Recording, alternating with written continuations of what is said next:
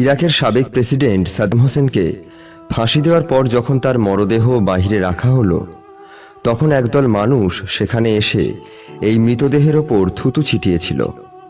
তারা প্রত্যেকেই ছিল ইরাকের নাগরিক, যাদের একসময় নিরাপত্তার দায়িত্ব ছিল ইরাকের সাবেক প্রেসিডেন্ট সাদ্দাম হোসেনের। অথচ তারাই বিপদে সাদ্দাম হোসেনের পাশে ছিল না, বরং মৃত্যুকালে ধিক্কার দিয়েছিল। পক্ষান্তরে তার নিরাপত্তায় নিয়োজিত 12 জন আমেরিকান সেনা সদস্য ছিল। সেই আমেরিকান সেনা সদস্যের প্রত্যেকেই প্রেসিডেন্ট সাদ্দাম হোসেনের মৃত্যুতে কেঁদেছিল। ইন্দিরা গান্ধীর পরিণতি হয়েছিল আরও করুণ। শত্রুর গুলিতে না, বরং তার মৃত্যু হয়েছিল নিজেরই দেহরক্ষীর গুলিতে। যাদেরকে তার নিজের নিরাপত্তার জন্য রেখেছিল, তারাই তার প্রাণ নিতে দিনের পর দিন গুনছিল।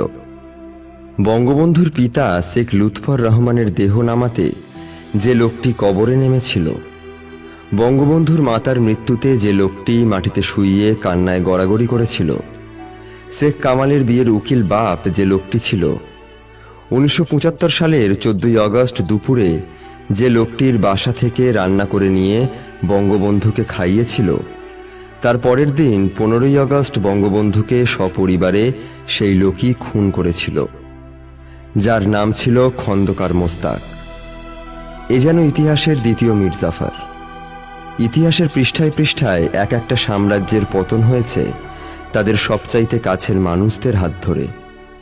সৌদি আরবের বাদশা ফয়সাল যখন তার ভাইপোকে আলিঙ্গন করার উদ্দেশ্যে 2 হাত বাড়িয়ে দিলেন, প্রত্যুত্তরে হঠাৎই পকেট থেকে পিস্তল বের করে পরপর 3টে গুলি করে বসলেন।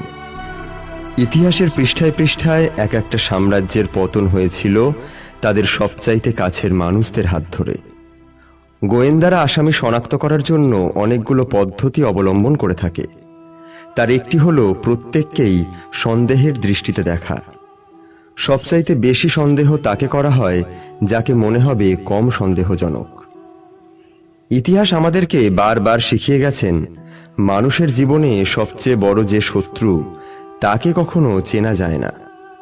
সে থাকে সবচেয়ে কাছের বন্ধুর মতো করে। আপনার ব্যক্তিগত জীবনও তাই।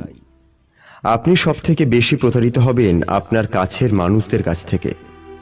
আপনার সবচেয়ে বেশি কষ্টের তালিকা করলে সেখানে শত্রু না, আপন মানুষের নামই বেশি দেখতে পারবেন। শত্রু কখনো বিশ্বাসঘাতক হয় না, বিশ্বাসঘাতকতা করে কেবল আপন মানুষেরাই। অ্যারিস্টটল বলেছেন, দুর্ভাগ্যবান তারাই যাদের প্রকৃত বন্ধু নেই।